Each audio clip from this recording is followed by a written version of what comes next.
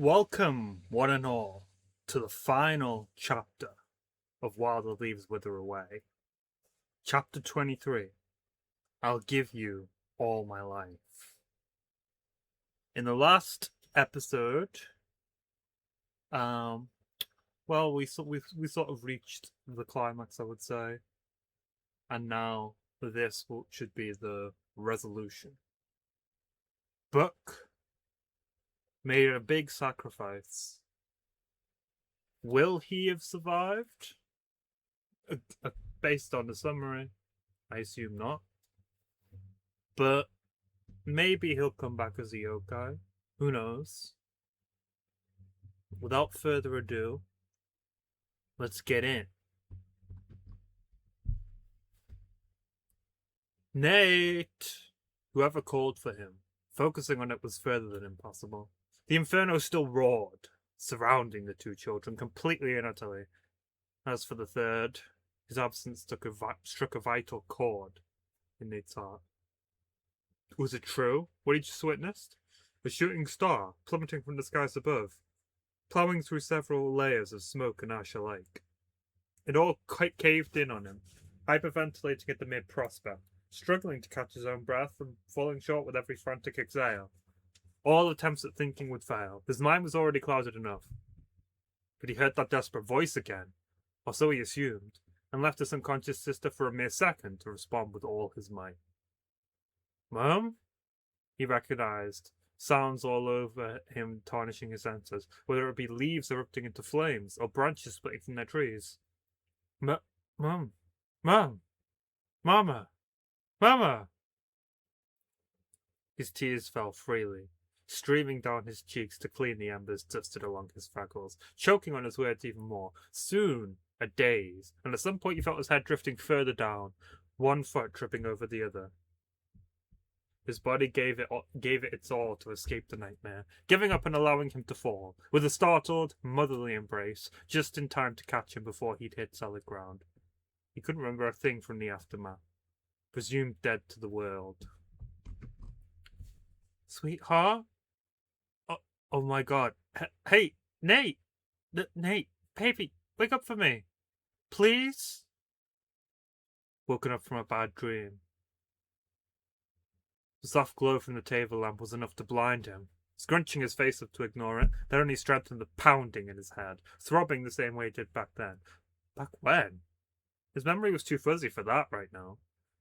But he was alive. He felt alive, at least, in a familiar room with an even more familiar face watching over him. He couldn't forget her even if he tried. Mom, he murmured, picking up on her glistening eyes, a quiet squeak leaving her lips she tried to keep shut tight. Hey! A hand came to his head, brushing some unruly locks of hair to the side, frazzled from the fat. Hi, honey. Nate wasn't sure what to make of it, still half asleep and yawning, but if he had anything to latch on to, her smile seemed like a safe bet, to which he tried giving one of his own. It didn't last very long. Hers crumbled, a brief warning before she jumped in, squeezing him in a tight, anguished cuddle. Nate! Oh, Nate! What? Mum, what's... He found himself mumbling into her shoulder, her heartstrings tugging at her, tugging at hearing her try her best not to weep. Her heartstrings tugging at hearing her try her best not to weep. It sounded real, a pained despair, forcing his mind to spiral into panic. What's wrong? Mum, it's okay. His eyes flitted to something peculiar, something leaning against his neatly tucked-in chair by the desk. A crutch, or two. He couldn't tell in his frantic state. Suddenly the numbness in his leg made a lot more sense. Alarm bells rang in his ears. Surprised the drum didn't burst. With a slowly sinking heart, he snatched at several blankets and rolled up his pajamas to reveal his injured leg. A dark bruise awaited him, tarnishing the exact same spot the debris had hit him. It wasn't a dream. Oh, it's not that bad, sweetie. Just a little graze. Dad said it'll be fully healed in a week or so, she rushed to explain, a hand coming down to pull him by the waist, hoping to redirect his full touch about to her. Do you remember? We found you and Nosy. Before you ask, she's okay. She's fine, I promise. Dad's taking care of her. Not sure if he's here awake the... Where's Buck? He hated how silent she fell. Mum? He repeated, glancing up. Finding her head hanging down, no way to purposely avoid eye contact, it seemed. Her lower lip started to wobble. Where is he? I... The words died in her throat. We don't know, baby. His heart might as well have stopped beating right then and there. Don't know? Talking was agonizing, but she knew she had to blurt it out sooner or later. I'm sorry, Nate. I'm trying to stay hopeful. His mother heaved, squeezing her eyes shut. He might come back, right? Maybe he's injured and waiting to recover first. You know he's resilient like that, independent, or he just got lost. Lost? Lost in the same forest he'd spent most of his life in, meticulously memorizing every coordinate, every tree, and every nameless acre. Lost in his own home. Sure. The same old excuses, recycled once again. His mind wasn't so fortified or naive to endure it this time. You said that before. I know, honey. You said that before. You said it last time with no... Mom, you're saying he's... Sentences broken to a million pieces. Words thoughtlessly stitched back up into a jumbled mess. An agonized scream filled in the gaps, silenced into her chest and soothed by her embrace. Buck... Raspy, croaky cries flooded the boy's airwaves. Too wrapped up in his own grief to fear he'd choke. Nothing else mattered. Nothing his own body had to go through. A measly sprain? Pathetic. Anything his mother tried convincing him with meant nothing. Buck was gone. Gone! And Nate's wails echoed through the house for eons. Sometime during the sobs, his father would come rushing in to provide more of that comforting weight, shifting his son onto his lap to alleviate more of the pain, ensuring he knew he was there. And neither parent dared to leave his side, even when the cries settled after a long, long while. An invisible chain clawed at Nate's neck, his headache worsening tenfold. Glancing up, he saw his father looking back down and dabbing at his own tears with a dampened tissue, providing a fresh one for his son, carefully brushing it below his eyelids. Nate took into account the fact that his hair was tied up, and the way he wore a simple polo shirt despite hating the thought of rejecting long sleeves, the kind of things that would only apply if you were working, tending to patients. Naturally, the question came to him. Well, he coughed, throat tight and dry. Please let her be okay at least. Please let him have this one thing. Knows where is she? In her room. She's fine. Nate, well, his father raked a hand through his hair, already reaching for the crutches. Just not awake yet. Conscious or not, Nate snatched the sticks out of the way, forcing himself up. Hey, easy. He pushed through the pain, silent to their warnings. Even with the very little experience with such mobility aids, Nate hauled himself through a short walk, his leg treating it like an eternity had passed, agonized by it, begging him to sit. He wouldn't succumb to it. He refused. Not until he saw her. The door was already half open, so all it took was a gentle nudge at the bottom of the crutch. Nosy, he said, exasperated, with a blank face that ran out of tears to shed long ago. Her own was pale, a usual case, but it seemed startlingly prominent here. And he didn't care what his parents thought. He closed the door behind him, left in solitude with the sleeping sister. Numbness couldn't desensitize him to the pain in his leg forever. Beside the bed, he crouched to the floor, sitting right by her side. Here she lay, with hands cold to touch, Nate's warm palm doing nothing to calm it. None of this could be fixed so quickly, he figured. He'd have to wait at her own pace, apologize when she was ready and capable of hearing it, no matter how long it'd take. At least the bandage looked firmer now, obviously, given their father's several years training for that very thing. Nate felt useless. She thought of him during the fall. Despite it all, she thought of him, with little regard for her own safety, fighting to achieve such a selfless act, even when she was on her last legs. He admired that part about her, one that he'd been taking for granted, ignoring her warnings of all the dangers constantly in his way. She's made the mistake of caring about him, and he left her in the dirt for it. Or to embrace said danger instead, to fall in love with it, to cherish it like nothing else in the world mattered. I'm sorry, he hiccuped, brushing away some of her hair resting atop her closed eyelid. I'll stop being stupid. I'll stop. He himself wasn't too sure how full those promises were. Is it all a desperate cry for forgiveness? Empty words he'd fall back on the following day? It wasn't like he had anyone else to turn to now. It wasn't like the gloom was still lurking. The story of the late senator and his presumed remains were all the town could talk about. In the outside world, far from his small, naive abode, the public didn't see a fire, a scandal, terrorism, for those who went so far as to think. But to those select few who knew the truth, a victory. Disappointment spread with gossip like wildfire, carried with the wind and churned out as a deep tragedy. Only a tiny amount saw it through a clear lens. Nate had his life intact. He had his family. He had his sister under watchful, focused eyes, a guaranteed recovery over the horizon. He had his parents, neither of which with a single bruise to show. The threat hadn't consumed them. Not one bit. So how, despite all the talk, did Nate not celebrate the news? The confirmation of Giovanni's second demise. Should he not be happy? Nate was unsure how long he'd been in there. A daze still present in his mind. Fragments jutted out. Pieces exclaiming he wanted to be alone. The phrase muttered over and over while he was carried back to his own bed. So, as per his request, he spent a long time in solitude within the comfort of his room, eyes fixed onto the ceiling, only hearing the faint ticking of the bedside clock and occasional footsteps pattering along the hallway outside. His thoughts were a fog, clouding all his judgment and theories and speculations. He was numb. He didn't know what to think anymore. How had Buck gone? Why was he allowed to get off with a measly sprain? Why was it Buck instead of him? The hours slowly dragged by, and he'd sometimes break out into a soft whimpering instead of lugging himself out of bed to find his mother, begging to be held for a while like the terrified little boy he truly was. But the fact of him being a burden, venturing off to face a great evil and scaring his parents tenfold compared to his own feelings, he chose to forget about it and stay put. Temporarily, as it would surely come to haunt him again, mere minutes later. It was getting late, though, the sun already having set a long while ago now, and as much as he wanted to, he couldn't ignore how cold he felt, even while buried under what felt like endless blankets. And he needed to say goodbye to Noelle, too. That excuse alone forced him up. He didn't bother with the crutch, forcing all his weight onto his healthy leg instead. Though the other sprain wasn't too bad, it had surely healed within a few days.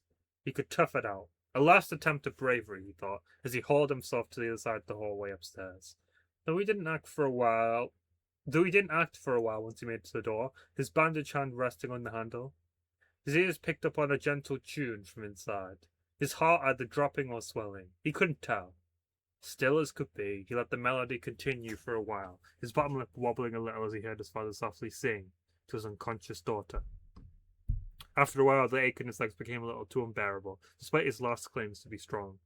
The door shuffled open, Nate's empty gaze downcast to the carpet. Nate, his father quickly flicked under his own eyelid, rising from his crouched position by the bed to tend to his wobbling son. Hey, he whispered. Take it easy. I decided it'd be best if Nate leaned on him entirely, wrapping an arm around his back as the boy's head sank into his chest. Nate still only had eyes for his sister, even while half-lidded and partly blocked by his lashes. The long silence allowed his father to expect him, and notice this soon enough, sighing to his nose as he led his son to her. She's okay, sweetheart, he reassured right away, keeping a hand on Nate's back while they returned to the same spot Harvey was sitting at before. Just need to give her time. She'll be up and about soon enough. Nate wasn't so sure. How long was she asleep for, he wondered. It must have been a full day by now. It nauseated him, that feeling, though he hadn't a clue how to express that without the response being an immediate reassurance he never took into account. So, his head stayed hanging low, offering a tiny nod, but nothing more than that. The hand on his back slowly came to a halt, his father drawing a long, shaky breath. He knew exactly what his son was thinking about. You know, Nate, the fire's all over the news, and so far there haven't been any casualties reported. The boy stayed hunched forward, though Nate did notice his eyes widening a little, so he continued. It might just be that Buck's okay. We don't know. He heard Nate squeaking, eyes a complete contrast and now squeezed shut. Harvey internally scolded himself right then and there. Oh, no. I'm sorry. He rushed to say, pulling him in close. Oh, I shouldn't have. Oh, Nate, maybe it wasn't to give you false hope. I was thinking out loud. I'm sorry. The boy couldn't speak. Any attempts would be washed away with his tears, muffled into his father's shirt or interrupted by his own exhaustion. He hardly had any more sobs to let out. A throbbing headache and dehydrated throat left in their place, forcing him to calm down eventually. Amidst the mess and the struggle to keep it all together, he turned to the one he still had left, forcing himself into stillness if it meant she could rest easy. Don't leave me too. She won't, love. Never, ever, the father answered for her. None of us will. It's all over now. We're safe. No one's going anywhere. If only that were true. Maybe if Nate had dragged himself up that cliff, or taken down that door, or never agreed to the stupid plan in the first place, a certain doom would await them all, but at that point, would it even matter? If it was all going to end the same for him anyway? Or it was all going to end for him the same way? A new plague was born in his mind, though. A false hope, just like his father said. Or was it the natural stage of denial talking? He wasn't sure. Thinking was exhausting him. Good night, Noel. He murmured through a yawn, proving his own need for sleep, refusing to take his eyes off her peaceful face until lucid dreams would take him as well. He dreamed about another face, one he dearly missed, that he may never admire again, carved from a memory he'd hate to forget. The same old cycle he'd already endured once, and this time he prayed the cycle wouldn't break, that it'd finish with his return as well. Should it even be possible? Still as stone now, Harvey felt the weight of his son's head on his shoulder, and hoped with all his might he could sleep soundly, silently chanting that wish as he carried him to the bedroom. Nadia would be on her side of the bed, hunched over her laptop with multiple tabs open, all for live news articles and wiki pages alike. Truth be told, her own body was demanding she'd rest, but her heart wasn't up for it. It yearned for something more important, swelling as soon as he appeared. Nuts, her husband whispered, unnecessary as her attention was already all his. He stepped into the room, slow and careful, something pinching in his own heart from the way his wife looked so longing to hold their grieving son. And that she was, blanketing him in her embrace, praying to whatever sick deities that truly existed that he'd rest easy with nothing else to torment him. What are we going to do? She quietly asked her husband, her voice breaking. They never considered the possibility of this happening again. Nate taking all their hardships that he absolutely did not deserve in the slightest, losing all the ones he cherished most. Harvey sighed, crossing his arms while sitting at the bed's edge, taking a long while to helplessly stare out at the floorboards. I already emailed my 2 weeks' notice. Right, the move. Amidst all the chaos, she'd completely forgotten about that. Even with Giovanni gone, they couldn't imagine how painful it must be for the kids to stay here, after everything. Living reminders loomed around every corner. They'd never leave their rooms if they had that choice. Not too soon, okay? He nodded, glancing over to the piles of boxes already littering corner of the room, the empty shelves, the extra tab on the laptop for selling the house yet again. It hardly felt like they'd stayed there for long, time-wise. I'll get the ticket sorted. They'll need time, both of them, getting them back up to speed. I'd hate to give Nate more hassle after. Sentence trailing off, he shuddered through another sigh, absent-mindedly brushing his son's fringe. Even in sleep, Nate's brows furrowed, both parents hating the sight of it. Harvey leaned down to softly kiss his forehead, and miraculously, that seemed to ease his expression, even just a little. You haven't slept, darling, Nadia observed, her priorities lying on that instead. He murmured in response. Neither of you. Even now, she managed the faintest of chuckles. You got me. And freed a single hand to rest it on his cheek. How long will you be? I think I might stay in Nosey's room tonight, he admitted. I'm sorry, love. She shook her head. She needs you. He didn't want to know how exhausted he must have looked, distracting himself by planting a gentle kiss in his wife's hand. Sleep well, both of you. Wait, she begged meekly, stopping him from leaving with a swift grab of the hand, only asking for a couple more seconds of his time. She felt her throat tighten, silencing any pain whine she'd make by sealing his lips with her own, able to enjoy a mere few seconds of that distraction. Hey. He pulled away upon sensing what was happening, wiping her foaming tears with his thumbs. Nadia, sweetheart, none of this was your fault. Stop lying, she mumbled. I should have kept a closer eye on them. I should have gone out and killed that bastard myself. I should have...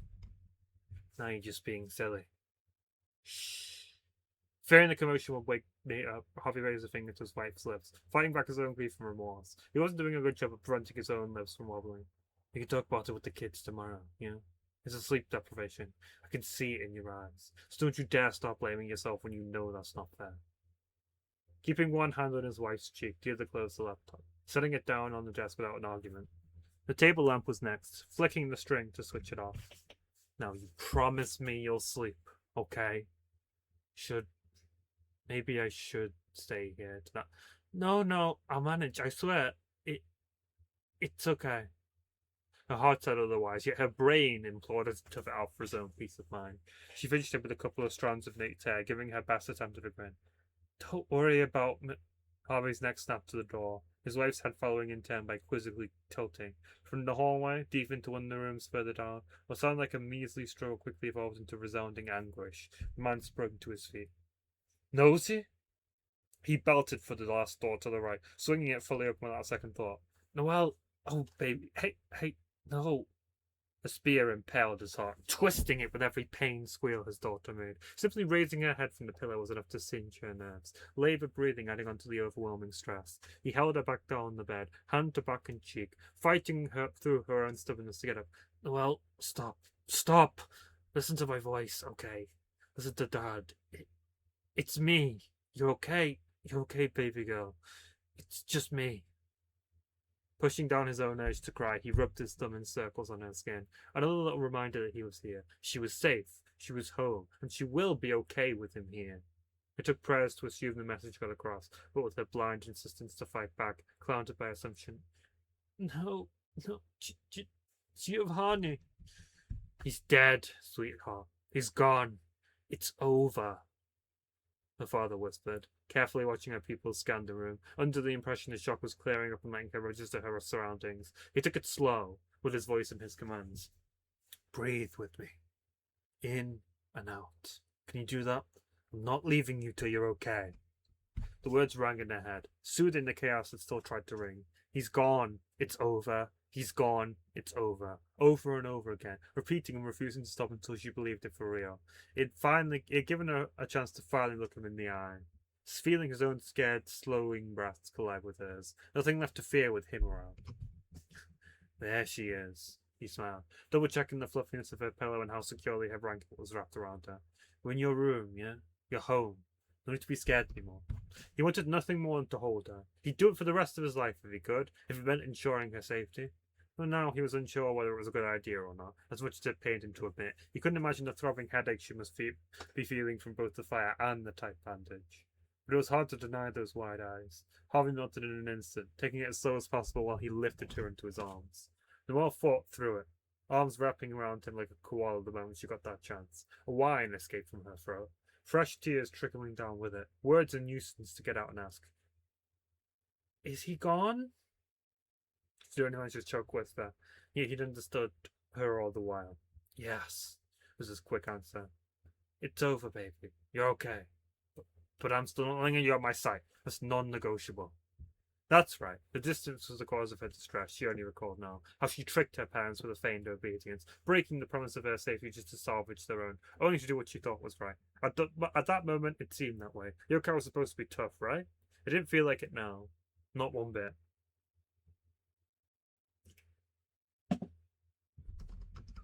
All she felt was her.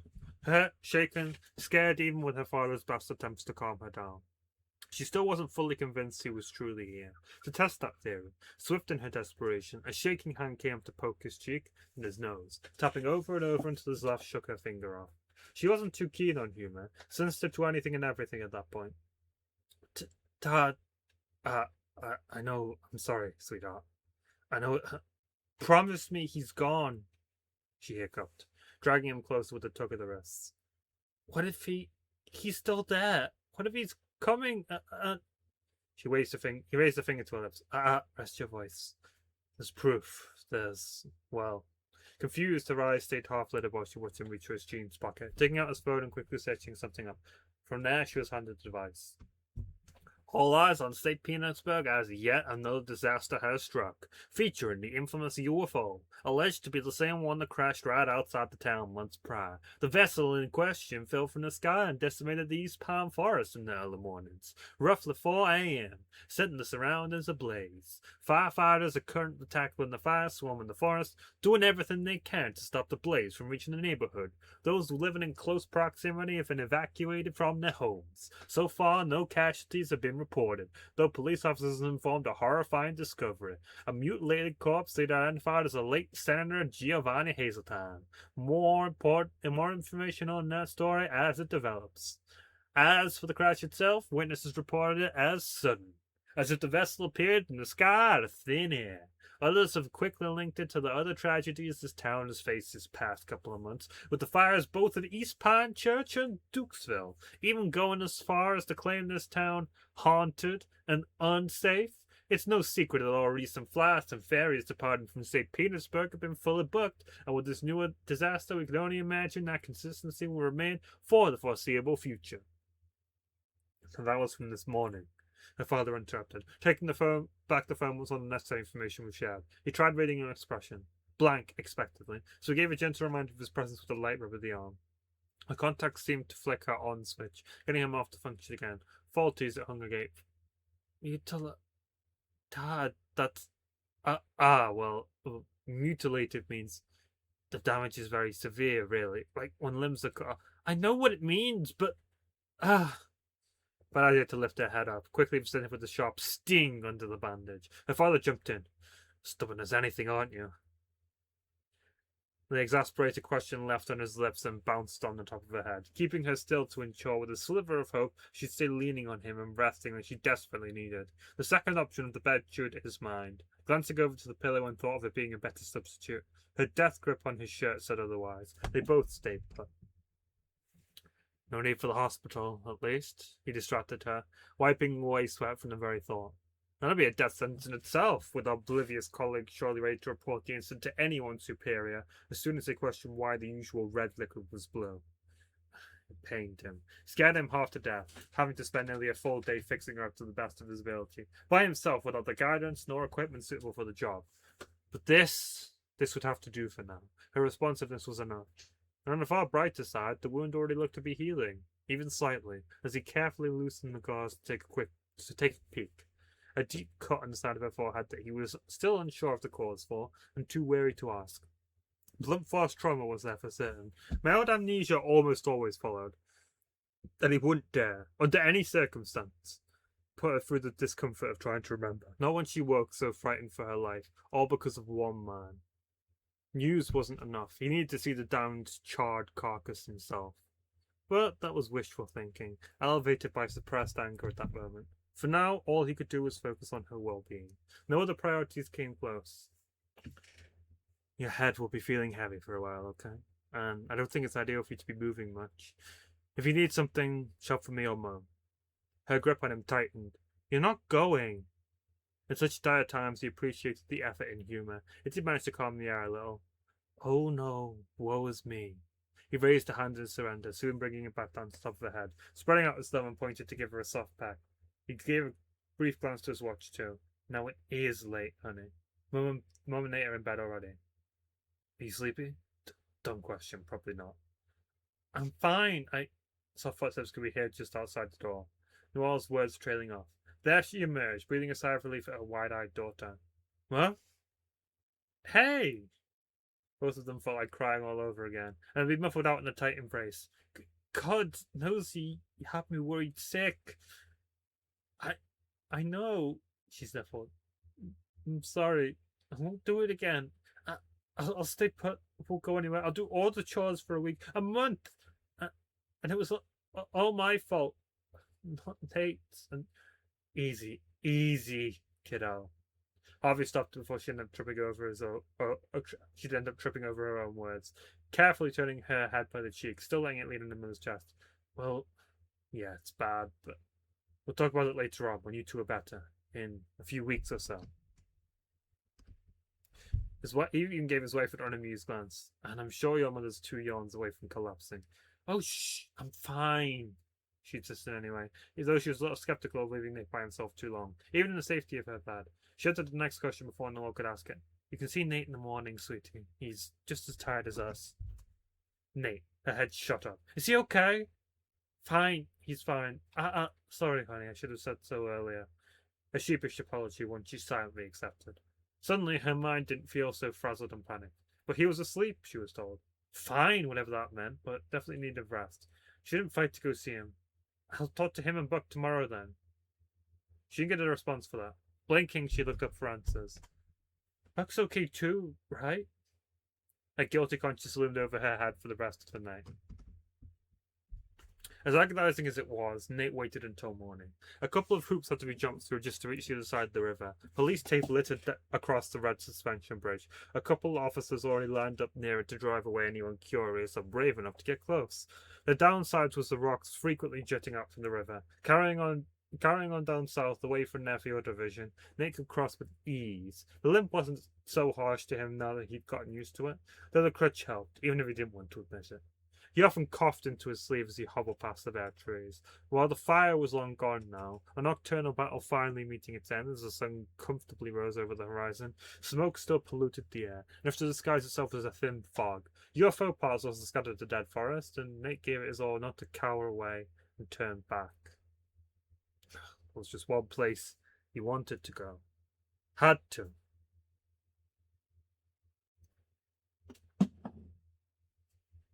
Collapsed treehouse, destroyed completely and utterly, caving in on itself as the flames gnawed through the once sturdy wood. Physically, Nate felt like jelly. The silence alone on his head letting him enough to send him to his knees, as if the sight weren't enough. Mentally, there was nothing. Nothing he could discern, figure out, or process. Only one word. Failure. Giovanni was dead. Forever this time. Truly, they should be overjoyed, celebrating and smiling all the way back to Springdale. Nate wasn't so sure of that anymore. He never thought his heart would feel so empty now, when it should be identical from before he met him. Him. So aloof, cautious, aggressive, passionate, energetic, loving. Despite it all, he was still loving. Without the faintest clue what love was. Nate just wished love was all Buck knew before the very end. Or if his father's words rang true, if even a sliver of hope could still manage to seep through the cracks, and Buck could finally start anew without anyone to torment him. Nate loosened his grip on that hope more and more every minute, with every rustle in the bushes disappointingly leading to nothing. He raised his head every time, sinking it moments later in the same forlorn fashion. How often he repeated that dance, he wasn't sure, ignoring the growing hunger and numbness in his legs. Giving up was inevitable. He rushed to lift his headphones to his ears, head downcast, allowing himself and all he knew around him to be drowned out by song.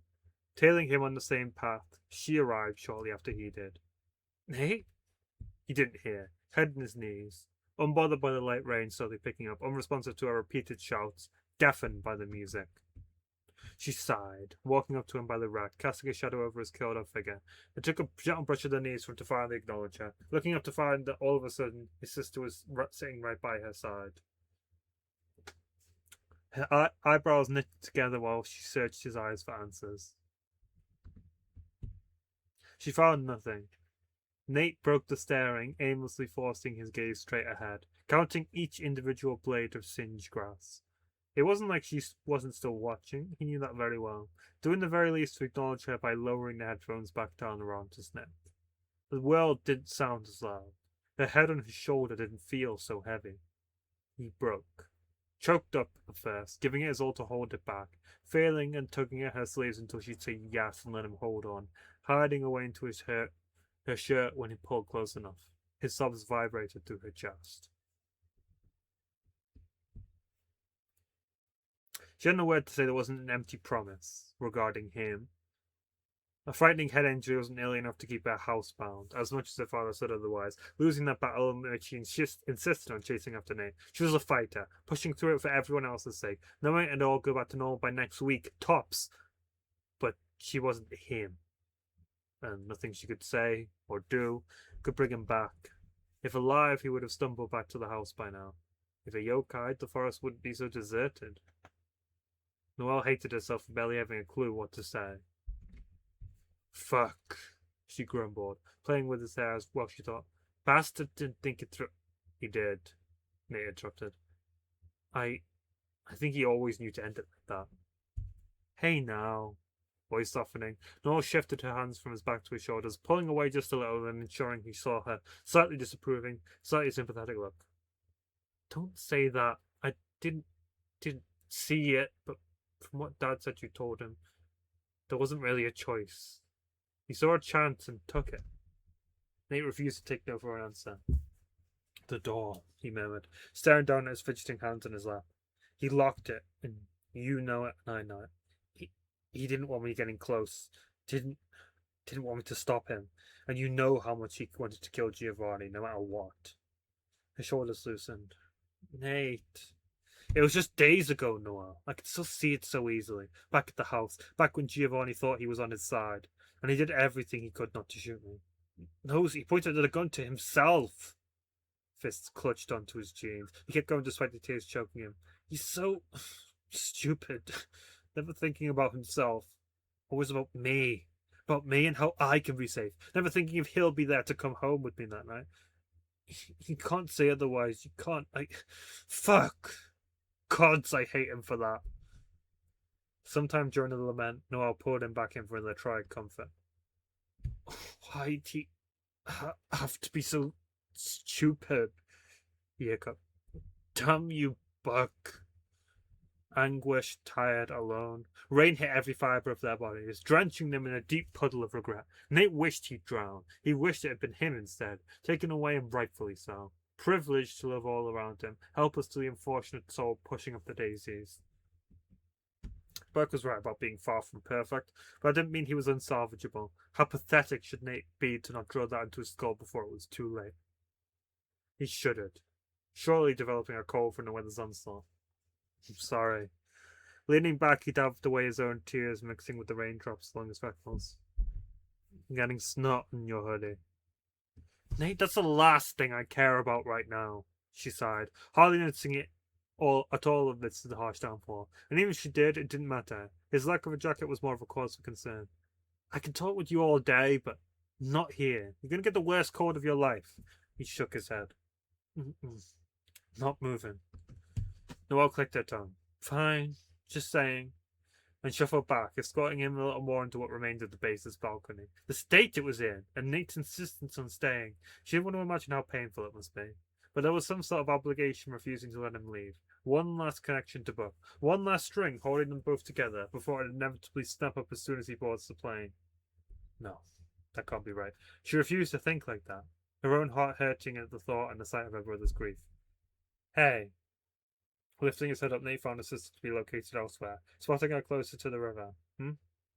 Where's the raft? She asked, highly doubting Nate had the answer, even when the explanation seemed obvious to him. The fire took it. Nah, there'd at least be something left, she went on to insist. Plus, it remained stationary over water, a shield underneath to protect it from such a demise. Turning back to Nate, she grinned. Think he got away? While the flames raged, a lone deer stood prosperous, sights set. Hunting was never its intention, nor its purpose. Other ideals paved the way, leading it to coldly prance away from the disaster, stoic to the destruction in its wake. The night carried on, a night like any night, in the deer's eyes, where all would return to normal by sunrise. Should it help? Which it gladly tended to do without a second thought. The chains were broken a long time ago now. They never realised how expansive the forest truly was, caged in those forbidden lands without the faintest hint of what life could be like outside. Its head waved around to take curious glances, admiring the few scraps of vegetation not yet consumed by the inferno, remaining somber to the fact that it hadn't long left. As such, it travelled far, the dead weight of the boy on its back never hindering its track. An unfortunate soul, through and through, undeserving of a watery grave. The affirmation replayed over and over in the deer's mind as it fished him out of the river, memories floating past him, a meek boy once terrified of looking his own mother in the eye. All stares were cold now, unreactive to his limp hand grazing along the mud. It eventually stopped by a waterfall, a little off to the left of the train tracks developing decades of worth of rust.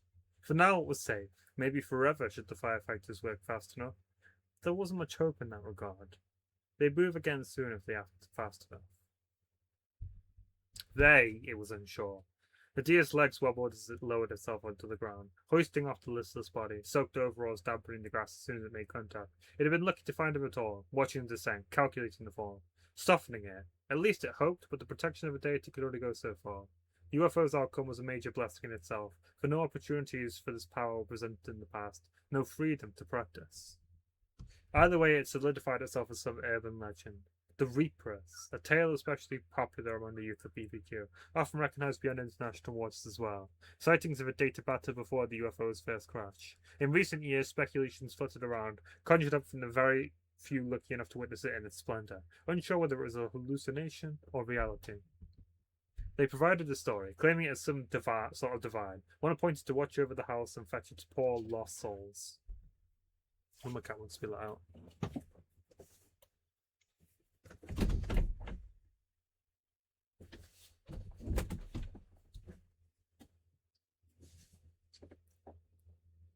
Some hypothesized that encountering such a being meant a guaranteed death within hours, a looming warning of an unfortunate doom, as if it were the reason behind the house's slaughters.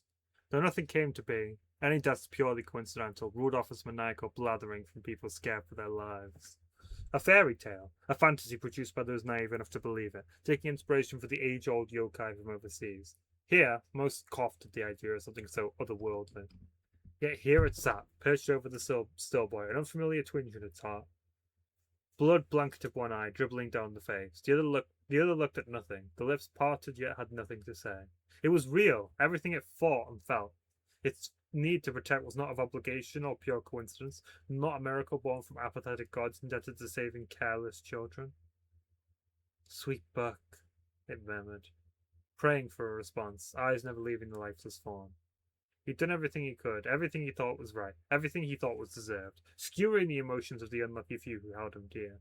A regrettable fate, one surely belonging to cowards such as it, rather than him. What good was it for anyone that such a brave soul should die? What purpose would it serve within to torment, to riddle those worthless with a survivor's guilt? Its hooves rose to his chest, covering any heart it may have, pushing in as if to impale and seek out any blackened soul it might still have, any shred of remorse for an act of love long overdue. For hatred had consumed him for far too long, demise plaguing his life, stripping away any chance of normality, shredding the morsels of happiness he thought he felt. Wyatt Hazeltine was deceased, greeting the afterlife alongside his parents. Buck? No, Hazeltine wouldn't do, not after all his efforts to break free from such a curse, and he hardly suited the title of dead either. Something so deplorable left his lone witness with a deep sense of sorrow. It had watched him every day. How much he'd grown in such little time, how much struggle and triumph had been trapped in a cycle of time and again, alone, and punished once a sliver of companionship slipped through the cracks. It had been waiting patiently for the day it would escort his soul as well, but to see that day arrive so soon! One first and final act of love. It swore it as it found said soul despite all Pierre's attempts to shrivel it. A worthwhile exchange in its eyes, giving him all its life. Giovanni's final death wouldn't be the only one tonight, and no issues were taken in with that affirmation. In Buck was opportunity, a true second chance. Much like the other children, he'd wake up tomorrow without the faintest clue in the world. It was for his and their safety, the dear thought, as it was close to demonstrating. Yokai and their sheer power were not to be meddled with.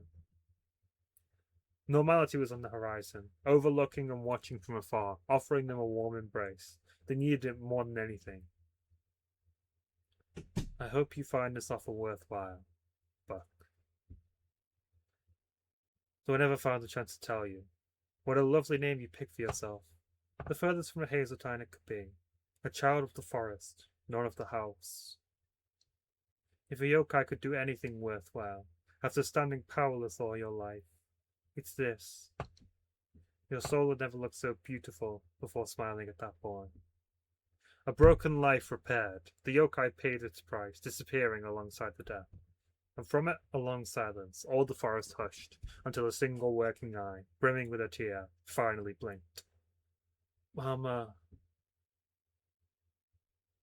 I was wondering, because Hazel actually mentioned something that gets revealed in this chapter that I might have been able to piece together before this, and I'd suspected that the deer was, in fact, Elizabeth. I think this here is the confirmation of that. Noelle stayed right by her brother's side. Both twins were more than a little drenched, the limited overhang remaining from what was left at the base hardly acting as a worthwhile umbrella at all. Nate was glued to the ground, though. He'd indulged himself in playing with a loose piece of fabric from his jeans, slipping the thread through his fingers while his thoughts barely mattered. His sister, on the other hand, had other plans, busy tapping away on her phone and staying as subtle as could be. Minutes later, and her summoning worked. Nate? A call forced his head up, the voice too deep to belong to Noel. His shoulders sunk, and the first thing he processed being an umbrella in his hand, the raincoat draped over the other, his mother carrying it all.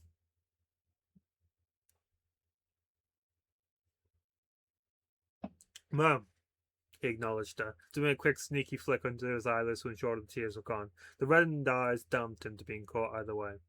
For a long moment her stare stayed locked onto the treehouse, heart falling. This is the secret base he told us about? Her son nodded, confirming her eggs, almost making her forget about her top priority. Jacket, she bluntly stated, a little ticked off he'd forgotten it with this forecast, but now certainly wasn't the time for nitpicking, only worry. Once more he worried her to death, and he knew it, his head hanging low while she slipped his arms into the coat's respective holes. I tried telling him to come home, Noel chirped in, biting her lip in slight concern. But he... Thank you, Nosy, but that wasn't why she came out here. Beckoning her daughter to come closer, she propped both twins to sit next to each other while she crouched opposite, ensuring the umbrella covered the three of them comfortably well. She didn't come all the way out here just to tell Nate to come back. The 17th. A couple of Sundays away. Dad managed to get tickets on that date. A couple? Noel started to repeat her while she processed it, taking an immediate glance at Nate. Their mother did the same, reaching a hand out to rest on his knee, hoping to break it away from his blank face. Will that be okay, honey? It's a miracle you managed to get them. Some people cancelled at the right time, and he shook his head. It's fine, and gave an indifferent shrug. Noel frowned. Both her and Nadia were expecting a little more restraint, some more leeway, more time left to spend here in the haunted soil. In 2 weeks, Nate would bid goodbye to Book forever. Yet he couldn't find it in himself to fight back. The exact same numb state that had preyed on him since Noel. Here it was, coming back into fruition, paining his mother to see and willing her to cry right there. God damn it, you two. A shuddering sigh toppled out, as well as a harsh glare that crumbled and rebuilt itself with each sniffle that left her nose. How could you expect me to sleep at night if I don't know where you are? Noel was the first to try the reason. I'm so sorry. No, Noel. She shook her head, sunning her ground. It's over. That Hazeltine bastard is dead. So that's the end of it. So help me if you ever try anything like that again. She stopped herself before her voice could be raised any higher, helping to bring out the tears. But she held back, finding any crumb of hope she could latch onto. She was never one for punishments, hating herself for being too afraid to give them out, even when it was absolutely necessary. So for now, she clung onto the bulk of her children's emotions, focused on the member of their trio they'd just lost, and watching every damn news story they put out. I'll come over the whole forest if I have to. Mum. That was the last thing Nate wanted. It was exhausting for them all, and he knew it, and especially hated it. The move was one thing, searching for scraps was another. He repeated, It's fine. But Nate! She couldn't protest further, distracted by him suddenly standing up. Finally time to go home, it seemed. Okay, but as soon as we get back, I'm burying you in blankets and letting you gorge yourself with as much ice cream as you want. It was an order, one she intended to act on the very moment they stepped through the front door. He didn't budge, keeping watch of the base. Nate? He changed his mind. I want to stay for a bit. Noel received an awkward glance for a split second. Alone. Sweetheart, you're...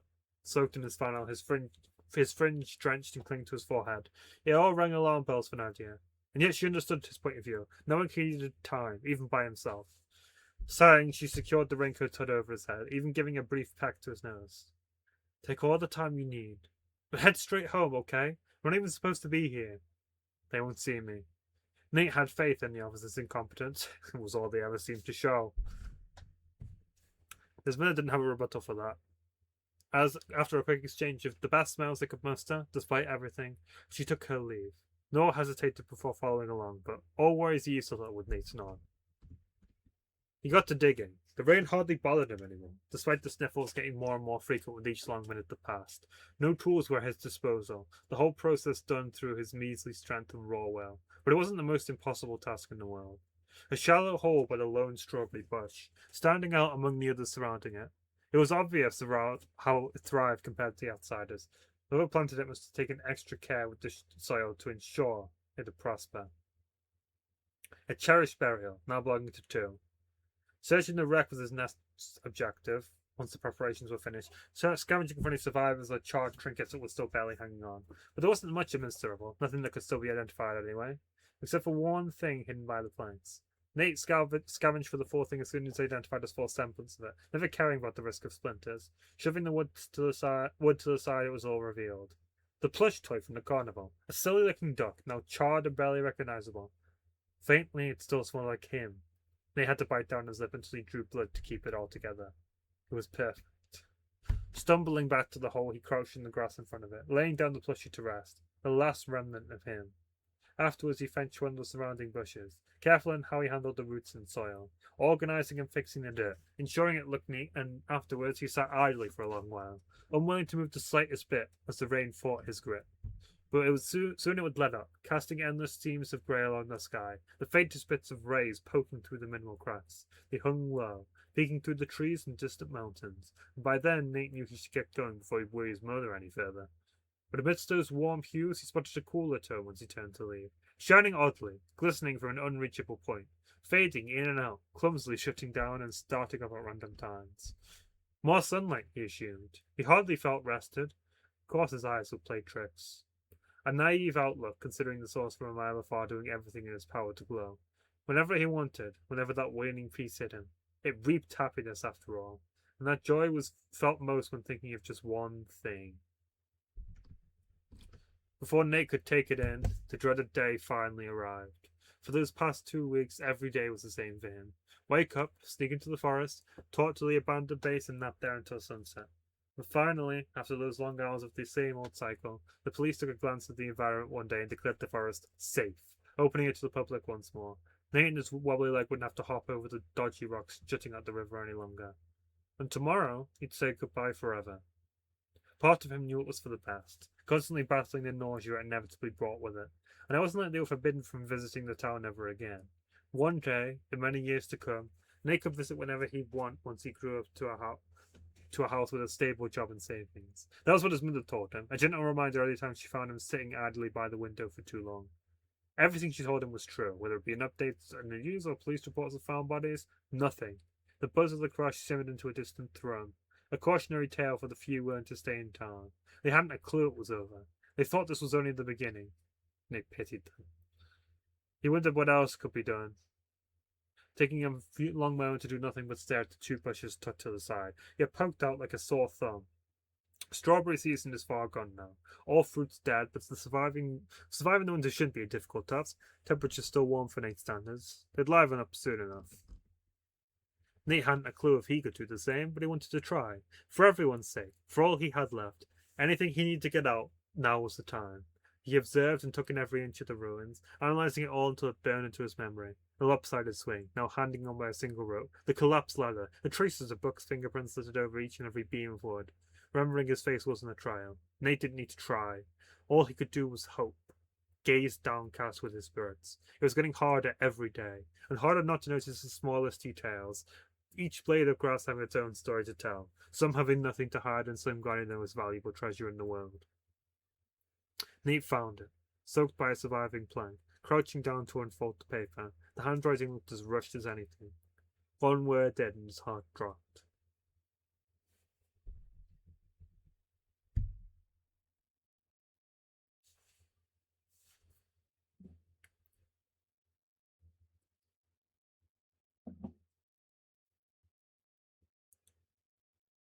Nate, I swear, it better be you getting this or I'm going to be pissed. Not some police officer or detective or any of that. This is for you and only you. If you do decide to go off snooping.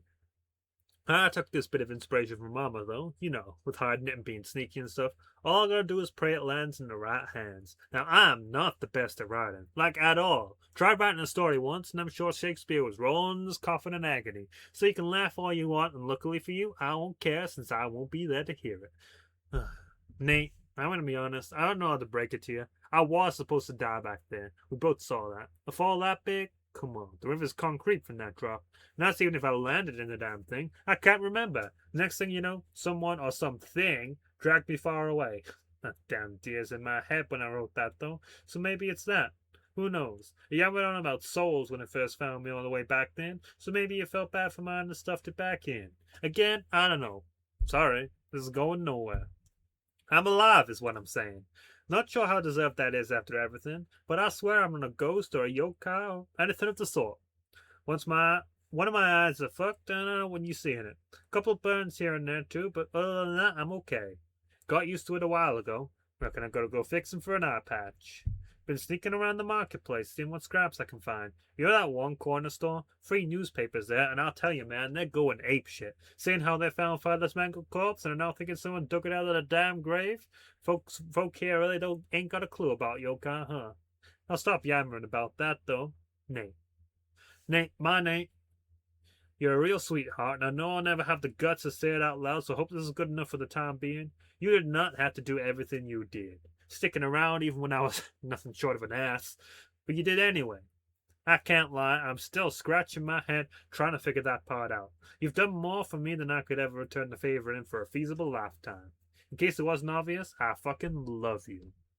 I love you to bits, even when I'm nearly brought to tears just thinking of telling you that. That goddamn smile of yours is contagious, and I'm sure you're at least a little aware of that. Such a doll face, too. Reminds me of the angels on the church murals. And don't think I didn't peep that guitar in your room. I'm a sucker for music, you know that by now. Would have loved to hear you play, but I can't do that now. Since cause of me, you're trapped here. Even if Father's gone, I still think going back to Springdale is probably for the best. You don't got this town's bullshit to deal with that way, right? Not just from Father.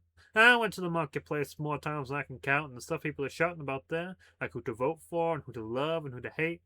Maybe that's why I'm like this. It's hatred, and it's for myself, and for what I believe in, because it's something I can't control. So the obvious answer is we both leave no matter what. Just in different ways. You can't escape with me if I ain't got a passport. Now, Springdale's far. Really far. Found a map earlier, and it ain't a joke that it's overseas. Like, dude, your plane must take days. I ain't got a clue how long planes usually go on for, but days sounds just about right. I'll get there, though, one way or another, no matter what or who tries getting in my way, just as I know I will try my damn hardest to make it back to you. Figured the first of the raft was a good shout, but it'll leave traces, you see. And it sure as shit won't last forever. I'll make my own way back.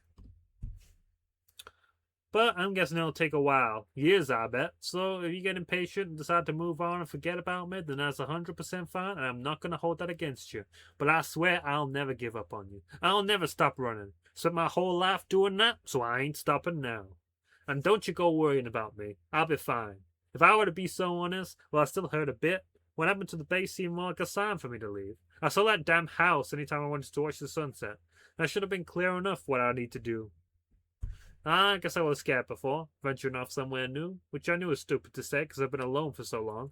But knowing you're there in Springdale, either waiting for me or dreading my return, it gives me hope for the future. Something I don't ever think I've felt. Like a second chance at life. For real this time. I need to wrap this up since you can see I'm running out of paper. Send my best regards to your mum, or I guess mum, whatever you call her, and your dad too, and I suppose Noel. The bastard.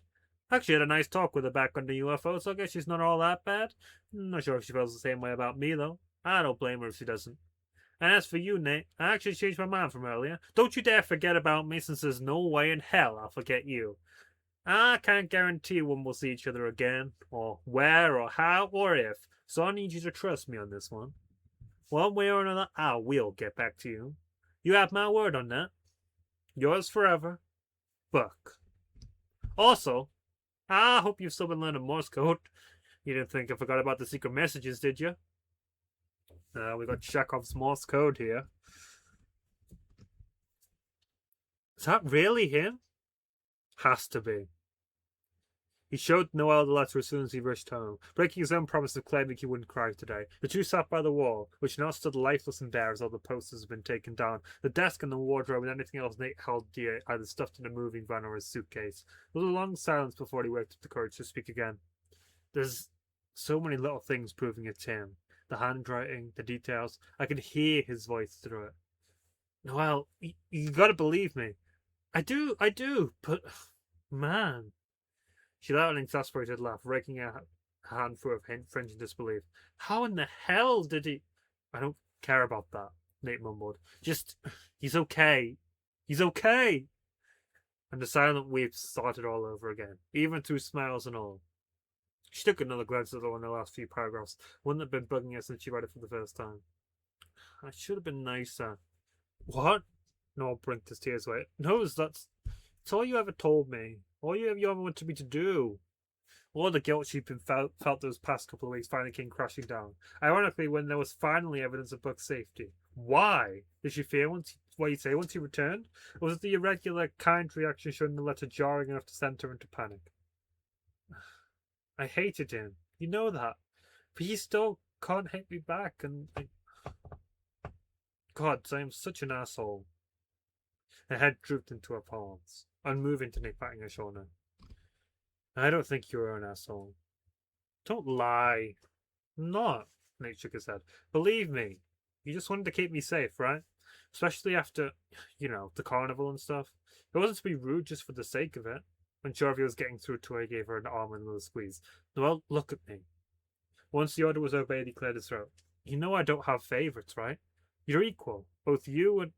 I know, it's not about that. I was just, I don't know, scared that, he was bad and that I'd lose you. And she shrunk further back the more she blurted out her feelings, giving her all to avoid looking him in the eye.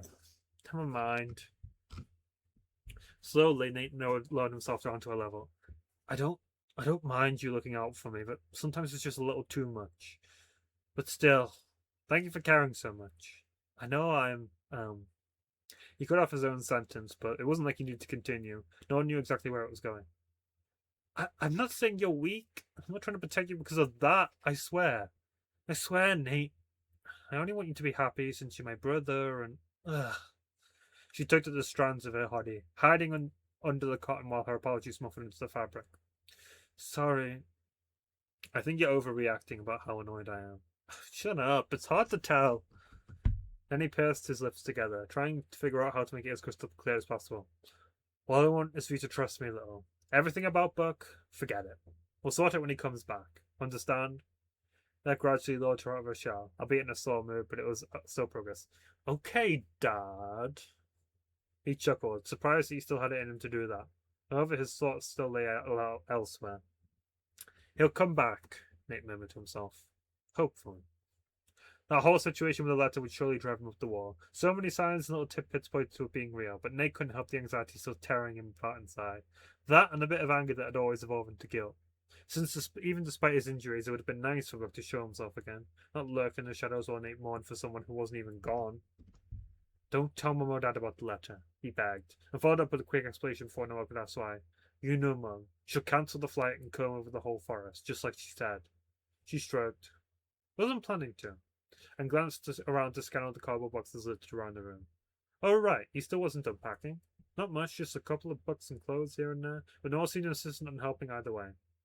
Thanks, Nick grinned, pointing in the right direction once she gathered some flannels that had been sprawled out on the floor. So he focused on the smaller things instead, gathering the last of his plush toys sitting on the bed, as well as digging through the cracks to find all the hair ties and pins that had been lost after falling off the nightstand. In fact, he needed to double check the drawers, making sure he wasn't forgetting anything. Something up? Noel caught wind of it right away, frowning a bit when her brother's glare hardened and locked onto whatever was in the top drawer. Shuffling over, she took a peek herself, finding a lone watch that had been collecting dust for who knows how long. Aren't you taking it? I don't... He hadn't a clue. What good was it, truly? Useless in the battle against Giovanni, responsible for the possibility of Yokai even dreaming of connecting with humans. That was what got them into this mess in the first place, wasn't it? But it was a keepsake, a precious gift from his mother. Discarding it was out of the question, especially without her approval. Need some help? Speak of the devil. Nope, I think we got it. Noel flashed a quick smile at their mother as Nate was eager to do one himself. Everything was ready for the move. Almost. There was just that little device Nate held unreasonably conflicting feelings for. He shuddered, wide-eyed and pensive as he looked up at her. Do I have to take it? Oh, honey, you don't want it anymore? He shook his head, initially catching her by surprise, but there wasn't much thought needed to understand his perspective. Sitting down in front of him, she took the watch for herself, eyeing it with a deep sincerity. Well, okay. I can keep it for now and then. Not sure if I'll need to use it again, but... Nate snatched it right back. I want it gone. The only way to stop their crisis. Any opportunities for irrational ideas, decisions, and fates could be sealed away with such an easy act. How hadn't he thought of it before?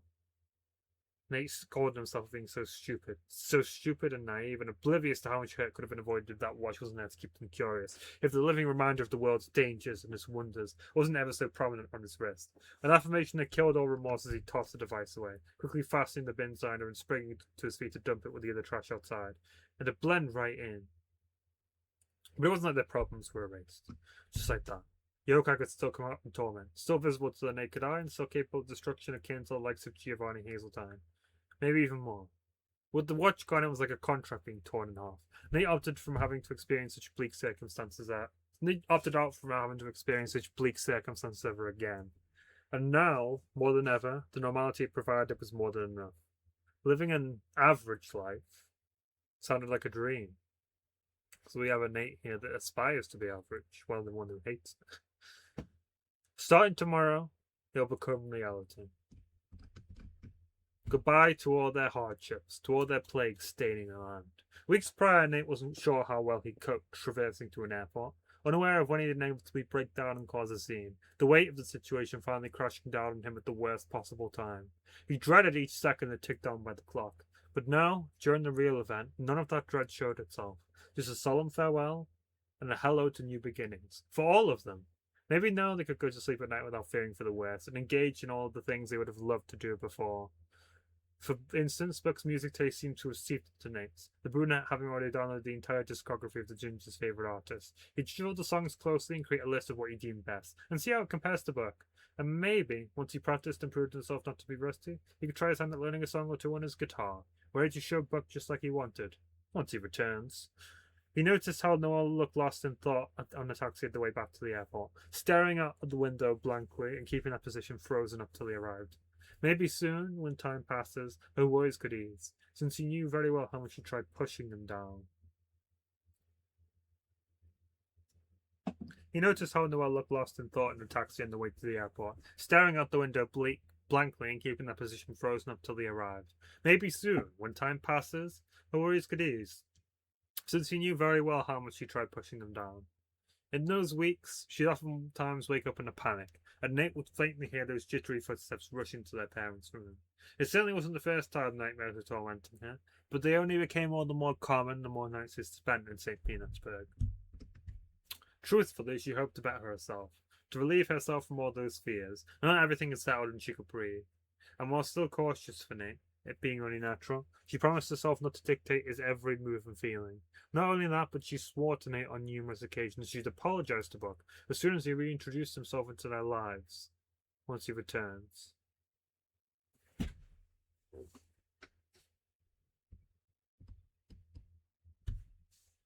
The parents had plans for the better as well. This little escapade to BBQ and all its wonders and horrors it provided certainly inspired Nadia's creative juices, and maybe now after all these years she could sit down and write another novel. She wasn't expecting much reward, with her status in the world of literature very much dormant, a previously assumed permanent state, but something was still better than nothing.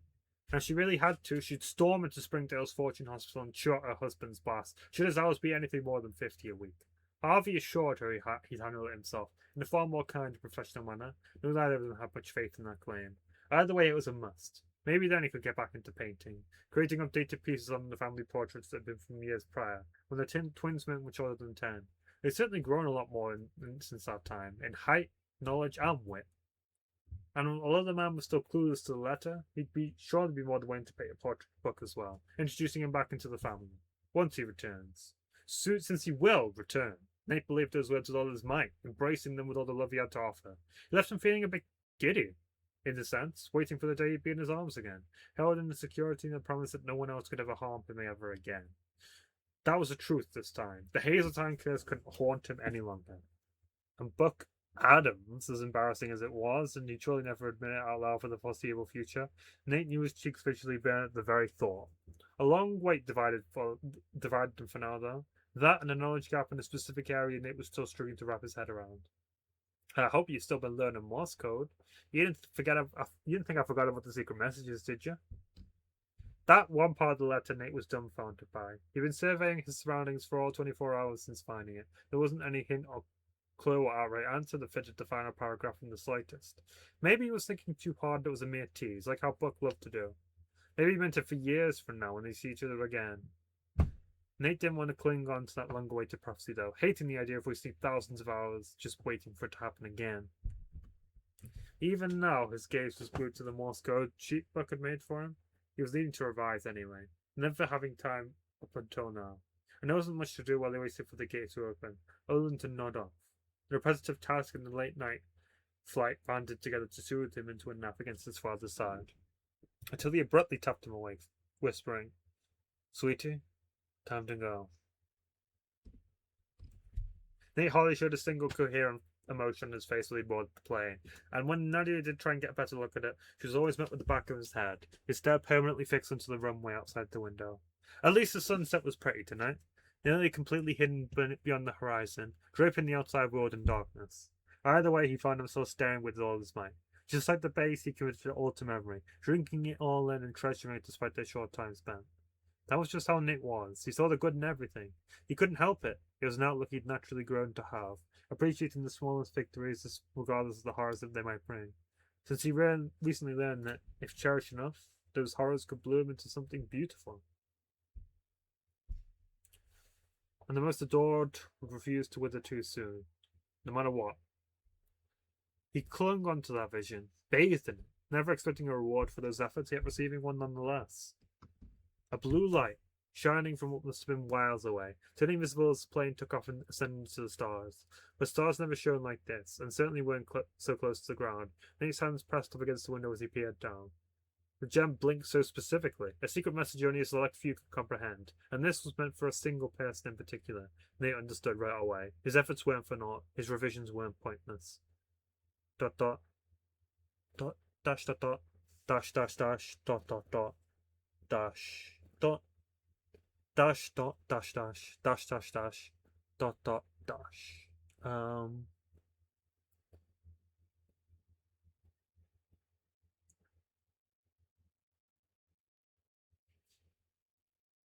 If I'm reading, I don't know all the letters, but from the few letters I know, I'm pretty sure that's meant to say "I love you," which is what I was expecting it to say. But yeah, because I think two dots is I, three is obviously, three dashes is obviously, O from SOS. But I don't know the others, so but I'm pretty sure that's what it says. I'll look it up later. So this was what he meant. Despite his prior promises, tears spilled down Nick's cheeks, bordering his wide, wobbling smile. See you later, Buck.